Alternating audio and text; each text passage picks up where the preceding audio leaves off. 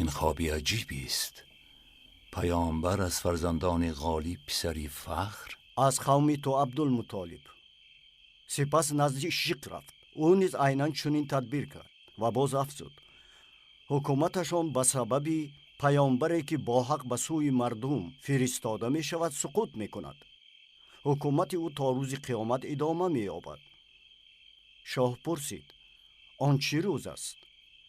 شیخ گفت: روزی که تمام انس و جن برای جواب دادن اعمال خود برانگیخته خواهند شد. همه از روی عدالت به حساب خود می رسند. شاه پرسید: راست است آنچه که می گویی؟ گفت: سوگند به پروردگار زمین و آسمان ها و آنچه در میانشان هست، چیزی که برایت گفتم همه‌اش حق است و راست. تعبیر شیخ درست برآمد. او درباره ابرهه گفته است که از این همه واقفند در یمن. بله سرور مکه، این به همه معلوم است. مردم بین خود این را محاکمه می کنند. برای همین شاه نصر پسر ربیعه خاندان خود را در حال به عراق کوچاند و از این واقعه به شاه فارس مکتوب فرستاد. حالا در هرا حکمران است. در حقیقت این خبری وهم‌انگیز است. ای سرور مکه، احترامتان می کنم. آمدم تا قرض خویش را ادا بکنم و خبری ناخوشی آوردم. می ترسم که آن خبر را به شما بگویم. بگو ذوالنفر. عبدالمطالب سیر را پنهان داشته می تواند و از پیش آمدها هرگز نمی ترسد. ابرهه. چی شد با ابرهه؟ او سروری مکه، معذرت می خواهم. او پدری حریث. چی می خواهی؟ من از همیار مهمان دارم. خبری دارم از رقیه دختر نفیل. با او واخوردی؟ بله پدری حریث. او چی گفت؟ گفت برادری او ورقه، آن که بر دینی حنیف است. او چی گفت؟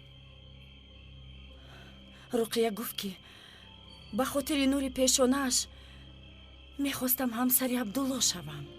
برادرش به او قصه را نقل کرده است. به زودی از قبیله پیامبر تولد می شده است و وقتی تولدش نزدیک آمده است. به این خاطر میخواسته است که همسری عبدالله بشود. ولیکن چون او با امینه ازدواج کرد، نور پیشانش نابود گشت و نخواست دیگر با عبدالله ازدواج کند. به هیچ کس این را نگوی. عبدالله با کاروانیانمان به شام رفت. هرچی که رقیه گفت چنین می شود. فکر میکنم امینه به زودی تولد میکند. زنهای تجربه دار قوم هاشم و زهرا را جیغ زن. خدا تولید را برای آمینه آسان کند. شما هم رفته کمکش کنید. برکه را بگو بیاید. برکه خورد است. چی کار کرده میتواند؟ آمینه دوستش می‌دارد. بگذار او در نزدش باشد.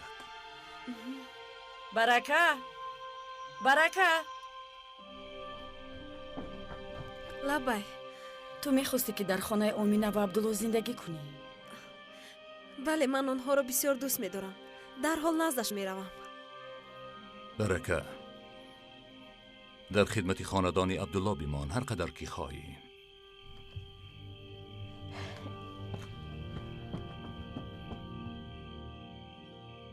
نزد مهمان میروم.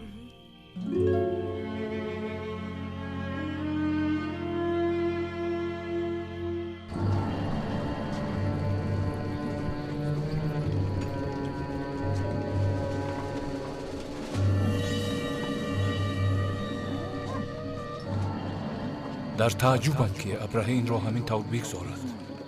عجبا چه نقشه های کشیده است. نخود با مکه لشکر بکشد.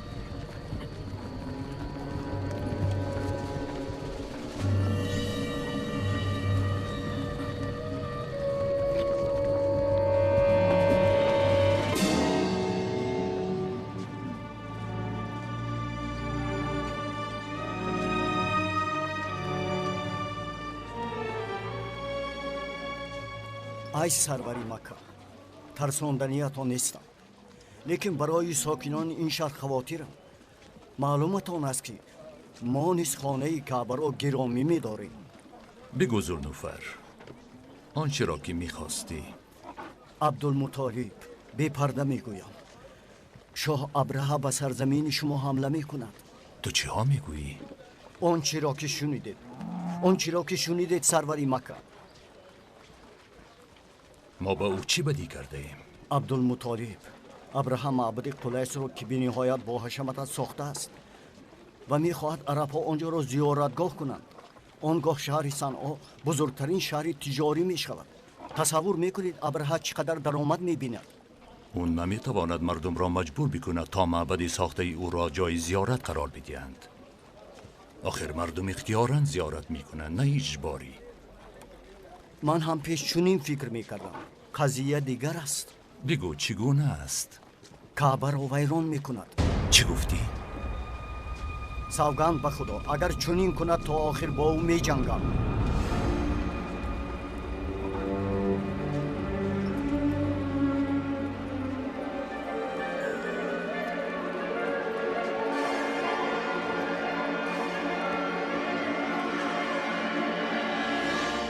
چقدر وقت لازم می آید برای آماده ساختن سپاه و حرکت به سوی مکه؟ تقریبا 1 ماه. چقدر لازم است وقت تا برسیم از یمن به مکه؟ 1 ماه یا کمتر و یا که بیشتر. کدامی از قبیله های عرب می توانند به ما مقابلت نشان بدهند؟ هیچ کس از مردم عرب جرأتی با شما مقابلت نشان دادن را ندارد سرورم. آخر ما برای ویران کردن خانه می رویم که عرب آن را گرامی می دارد. اگر این کار را بکنیم، شما این کار را انجام می دهید سرورم؟ حتما. اگر این کار را انجام بدهیم می بینی که عرب مطیع ما می گردد و سرحدمان از روم تا به شام. باید این کار را انجام بدهیم. این آرزو و مقصد یگانه من. هی مردم عرب، خانه مقدس و بت‌هایشان هم از سنگ و چوب است، باز به آنها سجده می کنند. بعضی بت‌هایشان از خمیر خرما است سرورم. خدایان از خرما؟ بله سرورم، بله، چون بت پرست گرسنه ماند آن را می خورد. خدایانشان را می خورند؟ باز میگویند که خانه کعبه بسیار مقدس است. سرورم، آنها این خانه را به نهایت گرامی می دارند. از خرما بود تراشیدن و آن را استعمال کردن به کعبه تعلق ندارد. آنها میگویند این خانه خداست که پیغمبر ابراهیم آن را ساخته است. آنجا را مقدس می دانند و به نهایت احترامش می کنند. میگویند زمینی ممنوع است. زمینی ممنوع؟ چطور؟ هرچه در اطراف مکه است به مسافه 1 فرسخ مقدس است. آنجا جنگیدن، ناسزاگویی و انجام گناه منع است. باز میگویند مرد و زنی در آنجا گناه کردند و خدا آنها را به سنگ مبدل گرداند. نام آنها ایساف و نیلی. تو چی میگویی ابن مقصود؟ آنها تنها بت هستند و اعراب تا حال آنها را پرستش می کند. روم باشد به کلی سرزمینی مسیحی ها گردیده است. مسیحیت گسترش می یابد. برای آنکه شهر ما مرکزی تجارت شود باید این مانعیت یگانه را از سر راه برداریم. کعبه را باید از میان ببریم. عاقبت حسد اهل روم را میکشد. اگر مانع ایجاد بکنیم بین عرب و نصارا، بین خسرو و انوشیروان و مملکت فارس، زود باشد سپاه را آماده کنید.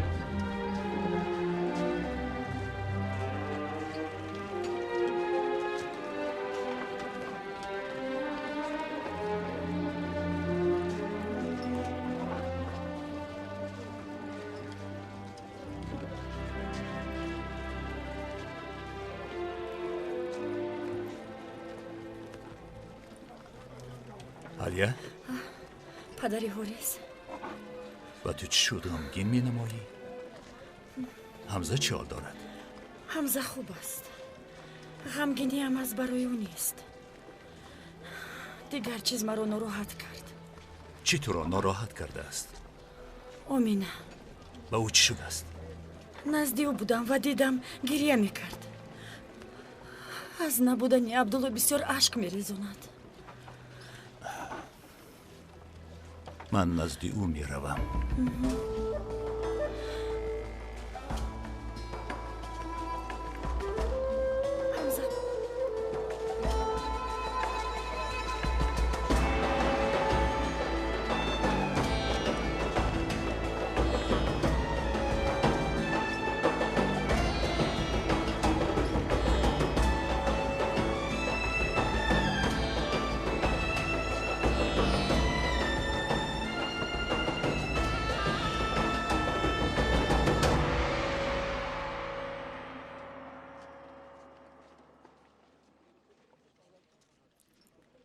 درود به شما نوری چشمانم. اینجا بنشین ای طالب. به خانه برادرم عبدالله رفته بودی فاطمه؟ بله، از امینه دلجویی کردم. او حاجتی ندارد؟ نه، پدرتان برکه را نزد او فرستاد تا کمکش کند. برکه را؟ او حالا خورد است، چیکار کرده میتواند؟ او را فرستاد تا همیشه در خانه عبدالله باشد و نمیشناسم خوشبختتر از برکه کسی را. خوراک میپزد، ربو چین میکند، آب میکشاند، همه کارهایش را بسیار خوب انجام میدهد. خلاص به همه کارهای آمینه کمک میرساند. خدا از او راضی باشد فاطمه، خدا راضی باشد.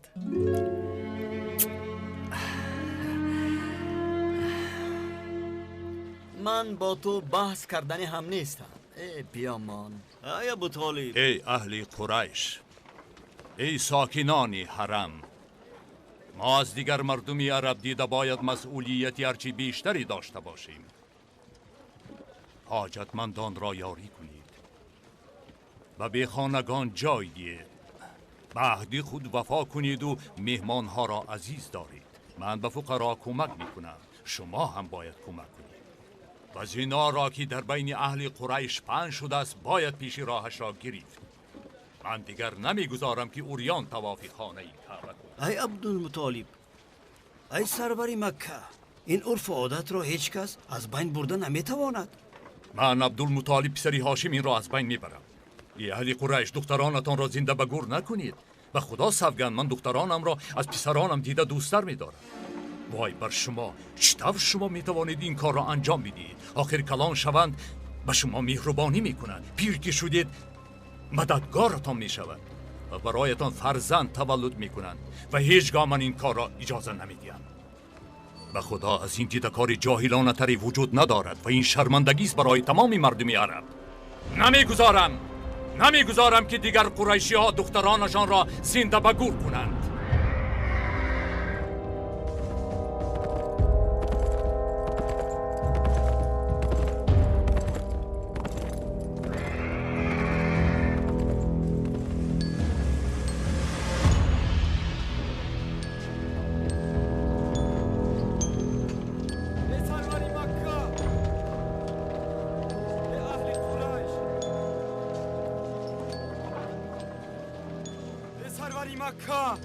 ای اهل قریش، ای سروری مکه، خبر اینو خوش آوردم.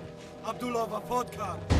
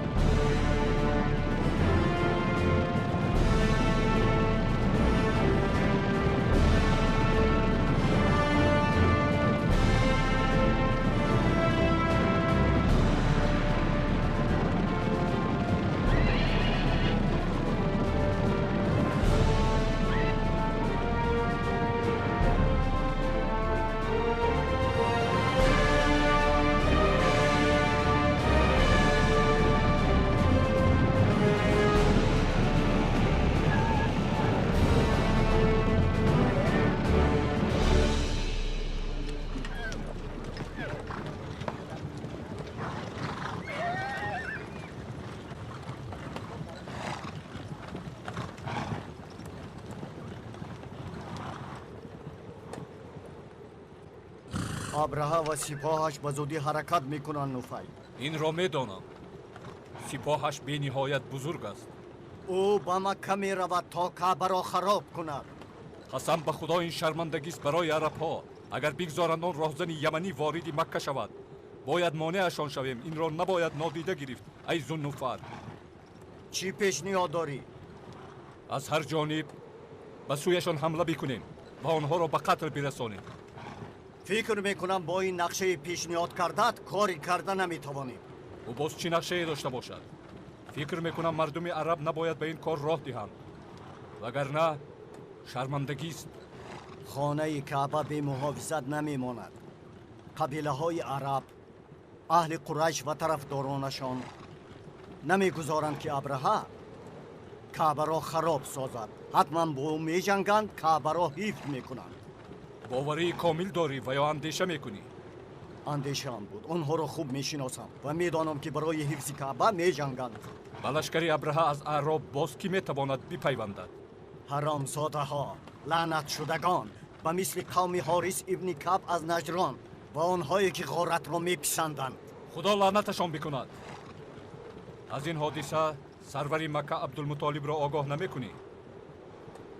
همین که ابرهه به راه برآمد، با آنها در حال نامه میفرستم.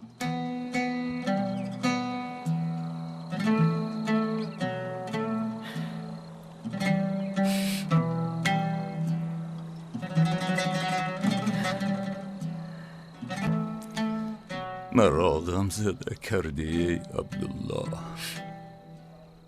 جگر خونم برایت.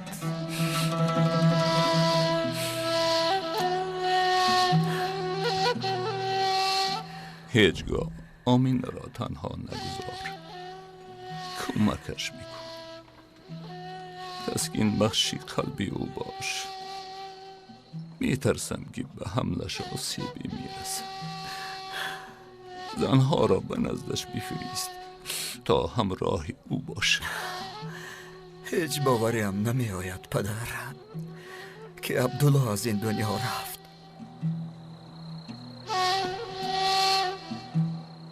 سلام بر شما. علیکم سلام. مرحمت، بینشین. وقتی نشستن نیست عبدالمطالب.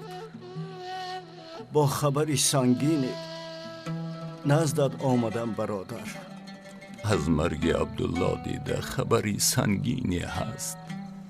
بگوید امک، چه خبر است؟ حبش ها ابو طالب. به حبش ها چی شد؟ لشکری بزرگ با سروری ابرهه سوی ما می آید. می خواهند کعبه را ویران کنند. نامه ذوالنفر همیاری است، برای شما فرستاده است. از ذوالنفر همیاری به عبدالمطالب پسر هاشم سروری مکه، ابرهه با سپاه بزرگ و فیلهای عظیم جوسه سوی شما می آید برای نابود ساختن کعبه.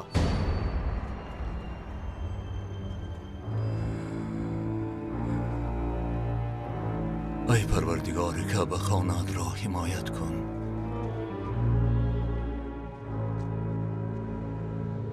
ای اهل همیار، ابرهه و سپاهش به سوی مکه روانند تا اینکه کعبه را خراب سازند. زور ما با آنها نمی رسد، ولی مجبوریم که بجنگیم تا مردم نگویند کسی از اعراب کعبه را حفظ نکرد. جز این دیگر چاره نداریم. چی پیشنهاد داری ذوالنفر؟ پیشنهاد دارم که به خیمه آنها حمله کنیم و زود به بیابان گریزیم، سپس از طرف دیگر حمله ور شویم. همین طور تا سرزمین قحطان و سرزمین قوم عبدالمدن پای در پای حمله میکنیم. آنجا قوه جمع کرده با نیزه و شمشیرها از 4 طرف هجوم میاریم. همین طور سپاه بزرگ ابرهه تا مکه نرسیده نیست و نابود میگردد.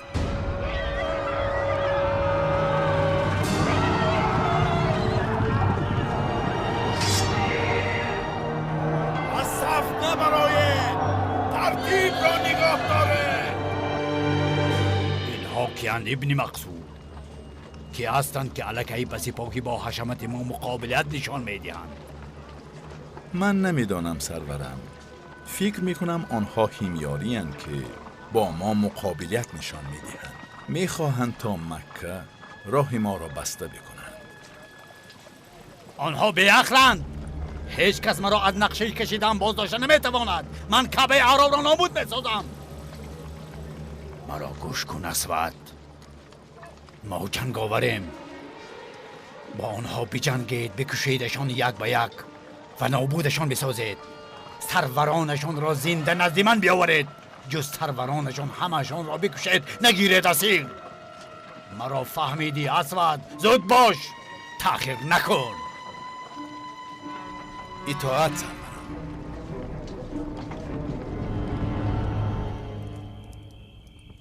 درود به سروران قریش. شما را برای آن اینجا خواندم تا بفهمم خبری که بر من رسید بر شما نیز رسیده باشد. بله رسیده. بله خبر را همه شنیدیم. این فاجعه بزرگ است. چه پیشنهادی دارید؟ سپاه بزرگی است. کاری کرده نمیتوانیم. نخواد گذار مکه را بگیرند، کعبه را ویران سازند، زنهایمان را از خود کنند، مردها را بکشند، فرزندانمان یتیم بی خانه و جای. قسم به خدای کعبه من هرگز به این کار راه نمیدهم. شما راست میگوید ابن هاشم. برای حفظ کعبه جانمان را فدا میکنیم. ای سروری مکه، لیکن کعبه تنها معبد ما نیست. اما ما در اطراف آن زندگی میکنیم. پدری ولی بگذار تا آخر سخنش را بگوید ای حرب. بگو مغیره. سفیران را به سوی قبایل دیگر بفرستیم تا آنها نیز جنگاورانشان را برای کمک بفرستند و همه یکجا شده بر ضد ابرهه و سپاهیانش بجنگیم. فکری خوب است مغیره، اما ابرهه الکی نزدیک شده است و وقت کوتاهی میکند تا کسی با ما بپیوندد. عبدالمطالب، بگو امیه. فکر میکنم اهل قریش و طرفدارانمان بجنگیم با ابرهه. سروران قریش، مصیبت بزرگی در پیش داریم و کسی به امداد ما مردمی قریش رسیدن نمیتواند. بعضی از عرب‌ها خانه کعبه را دوست نمی‌دارند. قسمی بر ضد ابرهه می‌جنگند. از این رو این بی نتیجه است. قوت ایستادگی کردن را نداریم. پروردگار کعبه را التجا می‌کنیم تا خانه‌اش را حمایت می‌کند. راست، تا جان در بدن داریم باید بجنگیم. از خدای کعبه التجا می‌نماییم تا ابرهه را مثل ظالمان پیشین نابود سازد. خانه‌ات رو حفظ خدایا به ما کمک بکن. ای پروردگار کعبه.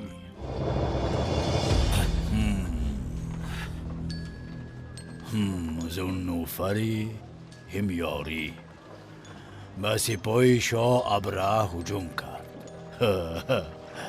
چرا ذوالنوفر؟ چون که تو به قصد نابود ساختن خانه می روی که مقدسش می دارد مردمی عرب. خانه خدا را هیچ کس ویران کرده نمی تواند. میدانی که حاضر تو را من چی کار میکنم؟ نمیدانم جناب. اگر مرا بکشی تنها یک انسانم، اگر نکشی اینش کاری تو. مرا تحقیر میکنی ذوالنوفر؟ مگر نمی ترسی تو از شاه ابرهه؟ زنجیر بندش بکنید و بکشاندش تا ببیند چگونه من خانه کعبه را نابود میسازم. اولین مراتبه و همچنین تا ابد. من تحقیرتان نکردم، هشدارتان دادم. هر کسی که به خراب کردن کعبه کشید خدا او را نابود ساخت.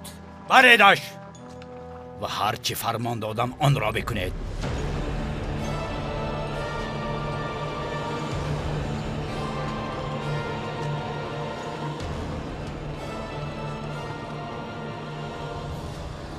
استید، شما با کجا می روید؟ از خطری لشکری ابرهه فرار میکنید. خدایا، این خودش چی گپ است؟ ای سروری مکه، ای سروری مکه.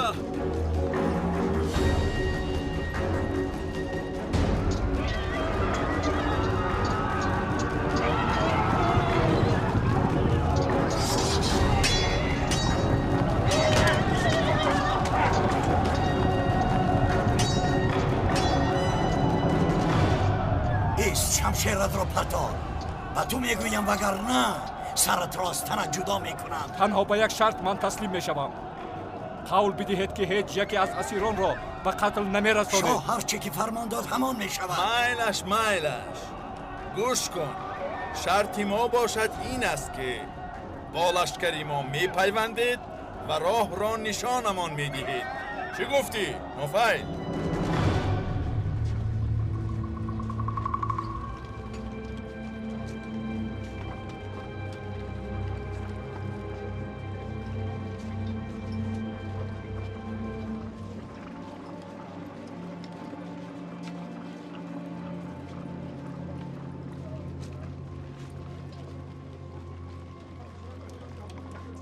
ای اهل قریش، ببینید ما تنها و ناچار ماندیم. سپاه ابرهه به مکه نزدیک می شود.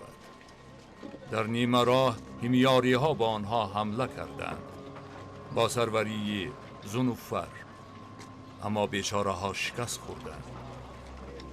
همین طور قبیله عبدالمودن نیست. اگر ما تمامی سپاهیانمان را گیر آوریم، قومی کنانه و قومی حوزه را جمع بکنیم، از چند هزار بیش نمی شود. چی گفتنی دارید؟ سروران دیگری قبایل عرب چی میگویند؟ آنها نیز توان مقاومت نشان دادن با سپاه ابرهه را ندارند. گفتنی که ناچار خودمان تنها با سپاه ابرهه می جنگیم؟ دیگر علاج نداریم. بگو عبدالمطالب، بگو. هرچی که گفتی همان می شود. ای ورقه، تو دانشمند هستی، یگان پیشنهاد نداری؟ ای سروری مکه، اگر مردم قریش بخواهند بگذار بجنگند. فکر میکنم ابرهه برای جنگیدن نآمده است. مقصد یگانه او تنها ویران کردن خانه کعبه است. او میخواهد که عرب ها در معبد قلیس زیارت را انجام بدهند، یعنی معبد مظلوم نجرانی که به قتلش رساند زونواس. او بی‌صبرانه انجام این کار را میخواهد. اما یمنی ها او را هشدار کرده بودند که کعبه این حرم خداست و برایش اندیشه بد کردن نارواست و کسی هم اگر این کار را کرد نابود گشت. فکر میکنم که این را میداند سروری مکه، لیکن او در دین مسیحی است. همراهش اسود ابن مقصود، یکی از مسیحی های نجران و روم، آنها را سپارش داده است که سرزمین ما را ضبط کنند، شاهیگری خود را وسیع کردنیند. همینطور سرزمین روم از عدن و ابیان تا حجاز و شام پهن میگردد و تنها مکه است که مانع راهشان میگردد. تو همه این را از کجا میدانی ورقه؟ ای اهل قریش، شما قومی تاجرید، به مملکت های گوناگون سفر کرده اید و عرف و عادت شاهان را میدانید. ابرهه حجاز را ضبط کرده نیست. تا مقدسات اینجا را نابود نسازد آرام نمیگیرد. راست میگویی ورقه. ابراهام مقصدی بزرگی را پیشه کرده است. او میخواهد راه های مملکت ما از همه جانب مانع مردمی فارس بگردد. آنگاه سرحدی روم تا بحر هند میرسد. سرزمینی عرب را باشد، راه های کاروانشان میگرداند و امنیت را به دست میآورند. عرب ها باشند غلامشان. انا برای همین میخواهند کعبه را نابود سازند. چی میگویید؟ سازش بکنیم یا بجنگیم؟ چگونه کعبه را به حالش میگذاریم؟ اگر چون این کار را بکنیم تا آخر عمر عذاب میکشیم. باید طور ظالمان را فریب بدهیم. شاید پروردگار این خانه کشایشی برایمان میدهد. ما همه تو را باور میکنیم عبدالمطالب. تو سروری مکه‌ای و رهنمای مایی. همه عرب ها تو را حرمت میکنند. ابرهه نیز این را خواهد دانست و فکر میکنم چون به مکه نزدیک شود حتما او گفتگو میکند با سروری مکه. ای اهل قریش، فکر میکنم خدا نمیگذارد که ابرهه خانه کعبه را ویران میکند. طواف بکنید و از پروردگار کعبه التجای آن را داشته باشید که حرم را حفظ نماید. من هم حاضرم که برای حفظش خود را فدا کنم. اوه خدای کعبه حفظ کن خانت رو. اوه خدای کعبه حفظ کن مکه رو. ما را حفظ بکن ای خدای هبیل. تنها از خدای کعبه درخواست کن.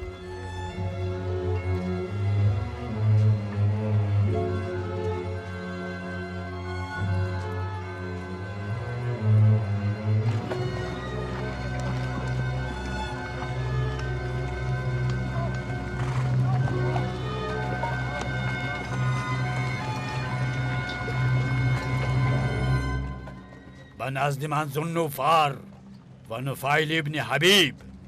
اطاعت سرورم. ای هنات. لبای سرورم. چقدر راهی دیگر ماند تا مکه؟ تقریبا بعد از 3-4 روز به اوکازه و بعد به لهلو میرسیم، سپس به مکه. آزادش بکنید.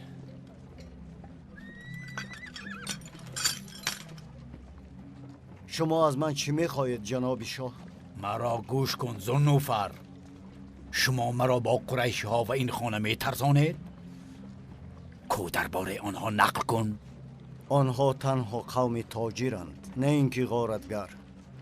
حتی با خود سلاح نمیگیرند و کسی را نمیکشند به جز تجاوزکاران.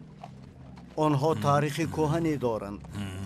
همه عرب دوستشان می‌دارند و احترامشان می‌کنند و خود آنها نیز خیلی مهربانند، زیرا همسایگان کعبه اند.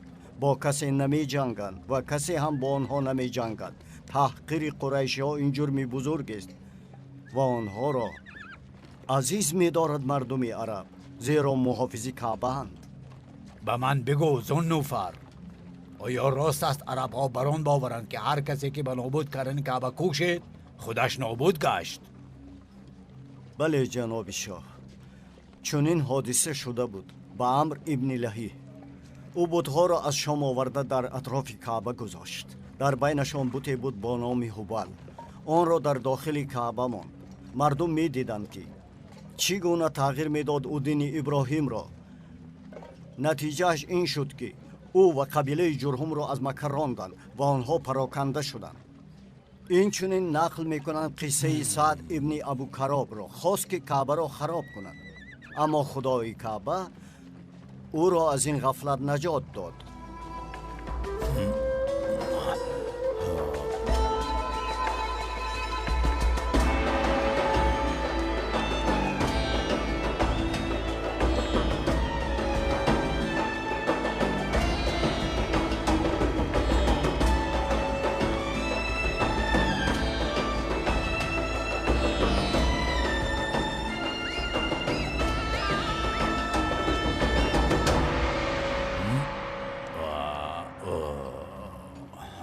قصه ابو کراب را نقل بکن ذوالنوفر. میخواهم بدانم به او چه شد. عرب ها نقل میکنند که شاه ابو کراب بتها را پرستش میکرد. خواست که حجاز را ضبط کند. با آنجا لشکر کشید. به سرزمین قبیله حذیل رسید. با او گفتند جناب شاه، ما قبیله فقیریم، لیکن به شما مکانی را نشان میدیم که پر از جواهرات است. بگیر جواهرات را و آنجا را نابود ساز. معبدی در مکه نامش کعبه. با چنین نیت ابو کراب جانب خانه کعبه روان شد. در راه با 2 پیر خرد واخورد. با او گفتند ای شاه، کسی که کعبه را خراب کردنی شد خود هلاک گشت. همین طور قصه شاهان هلاک شده پیشین را به او نقل کردند. افزودند نشونیده ایم جز خانه کعبه خانه ای را که خدا خانه خود نامیده باشد. اگر تو این کار را انجام بدهی با سپاهت هلاک میگردی. ابو کراب آن پیران خرد را پرسید چی مصلحت میدید؟ چگونه رفتار بکنیم آنجا؟ آنها پاسخ دادند مثل دیگر مردم آنجا طواف بکن و حرمتش را پاس بدار. شکیبا باش و سر به سجده ببر. از متکبران مباش تا آنجا هستی. شاه از آنها پرسید چرا خودی شما این کار را نمی کنید؟ پاسخ دادند این معبدی بابای ما ابراهیم است، اما مردمی آنجا ما را براندند و در گرد آن خانه بت‌ها را گذاشتند و خدایان خود اعترافشان کردند. ابوکرا فهمید که آنها راستگویند و باورشان کرد. کاروانیان قبیله حزیر را داشته دست و پایشان را ببرید و بعد سوی کعبه رفت. گرد آن طواف نمود، قربانی کرد و موی سر تراشید. سپس 6 روز دیگر در مکه ماند و برای مردم ضیافت آراست. کعبه را با چادری قیمت‌بها پوشانید و او اولین کسی بود که این کار را انجام داد. به قبیله جرهم فرمان داد که آنجا را پاکیزه دارند از هر گونه نجاست و ناپاکی ها و غارتگران تجاوزکار. همین طور برای کعبه قفل و کلید تیار نمود و مردم را فرمان داد که در آنجا گناه نکنند. در وصفش حتی شاعران شعرها گفتند. سخنان ابوکرا بیت شد: در مکه مکن گناهی هرچند اندک، احترام بجا آور به این خانه حق. ویران میگردد کعبه.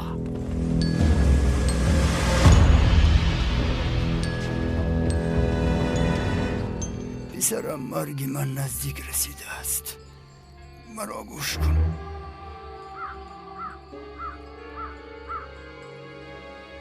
به ابن حیبان چه شده است؟ از شام به نزد ما آمده است. با او احترام خاصی داشتیم. با وسیله‌اش از خدا باران خواستیم و آن را دریافتیم. اهل یهود، پسران قریظ نظیر با قینقاع، چگونه انسان مرا فکر میکنید چون نزد شما آمدم از شام؟ انسانی برحق. با وسیله شما دعا کردیم، اجابت شد. اهل یهود، حالا هم به شما دروغ نمیگویم و حق را آوردم. فریفته این نفسی خیش نگردید. اهل یهود، چه فکر میکنید سبب هجرتی مرا از شامی حاصل خیز و پر سبز به یثرب صحرای و بیابان شما در چی میبینید؟ شما آگاه‌ترید ابن حیبان. به شما میگویم بشنوید و به یاد داشته باشید. حتما در انتظار پیامبر اینجا آمدم که ظهورش نزدیک شده است و به این شهر او مهاجر میگردد. بسیار امید داشتم که پیروی او شوم چون ظهور کند، اما فرصتم کم مانده است. شما باشید حتما از او پیروی کنید ای اهل یهود. مرا همه شنیدید؟ بله، هممون شنیدیم. همه‌تان مرا شنیدید ای اهل یهود؟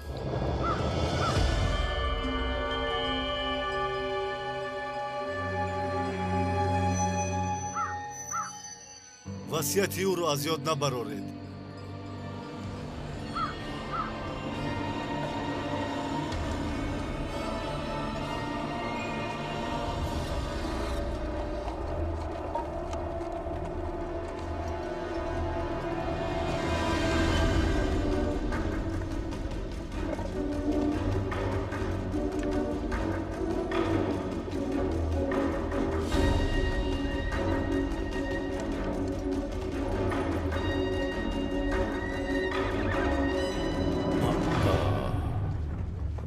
سرورم، چه شد اسود؟ شاید قصه هایی درباره مکه شما را به ترس آورده باشد. این تنها افسانه هایی هستند که آنها به این واسطه خطر را دور می سازند. آن خانه تنها مکان نگهداری بود هاست. گوش کن احمقی اسود. سرورم، این کاری شاهان است. شاه با سپاهیانش نام بده از یمن. ابرهه این بیابان دور و دراز را طی نکرده است که افسانه های بافته عرب ها را شنیده پس بگردد. من این خانه را نابود می سازم و عرب ها را مجبور می کنم که عبادت کنند در قله است. آنگاه تمامی تجارتشان در سرزمینی من صورت خواهد گرفت. چون مکانهای مقدسشان را نابود ساختم مجبورشان میکنم تا دین مسیحی را قبول کنند. ما مانع کار فارس ها میگردیم. چه خیل فهمیدی اسود؟ من همش را فهمیدم سرورم. در زمانهای گذشته هم در راههای مکه به سوی زیارت کنندگان کعبه حمله می بردم و آنها را غارت کرده اسیر می گرفتم. یگانه آرزوی من این است که عرب ها را مجبور بسازیم تا دینی مسیحی را قبول نمایند. اگر خانه کعبه را نابود بسازیم دیگر کاری نکرده عرب ها خود سوی ما می شتابند، زیرا آنها مقدساتشان را گم می کنند. پس زیارتگاه کجا می شود؟ قلیس. تو می دانی اسود، دین است که مردم را به وحدت می آرد و به آنها قوت می بخشد. چون دین ما را قبول کردند مطیع ما می گردند. دانسته باشی اسود، آنگاه همه یهودی های یمن و این چونین زونوس یهودی و کسانی را که با فارس ها هم پیمانند از یمن می رانیم و ما ویران می کنیم خانه کعبه را. غلامان ما می گردند مردم مکه. من با این لشکرم نآمدم که مغلوب گشته فرار کنم. من برای مسیحیت نقشه بزرگی را بررسی کردم، آن را عملی میکنم. هر مشکلی که پیش آید میبینی که نقشه های من مسیحیت را در روم پهن میکنند. من و سپاهیانم حکمران میگردیم بالای سری مردم عرب.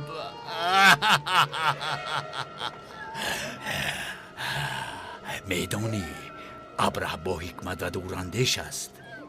به مردم عرب میگوییم که مقصد ما جنگیدن نیست، تنها میخواهیم که کعبه را نابود بسازیم، بر عوض کاری که کنعانی کرد در قلیس و بر عوض تحقیر ما و کشته شدن یک از شاهانمان از دست مردم عرب و قبیله کنعانه. آنها مقابلت نشان داده نمیتوانند و به ما تسلیم میشوند. بگو کی سروری آنها؟ نفر با نام عبدالمطالب. همه از او اطاعت میکنند. او را میخواهم ببینم. اطاعت سرورم. بعد از آنی که مسعود ابن معتب ثقفی به حرم خدا کعبه خیانت کرد و ساکنان مکه را فکر نکنید، ما از آنها محافظت میکنیم. اطاعت سرورم. تجاوز آنها را به نیکی نمیبرد. ویران بکن. خدایا ابرهه را نابود بساز مثل ستمکاران پیشین. سرورم همین تولد کرده سرورم. تا دنیا آمد محمد ابن عبدالله ابن عبدالمطالب ابن هاشم. بدنم را بوی خوشی آن تیفو فرا میگیرد. به خدا سوگند محمد را آنچنان پزمند میشوم که مادر فرزند را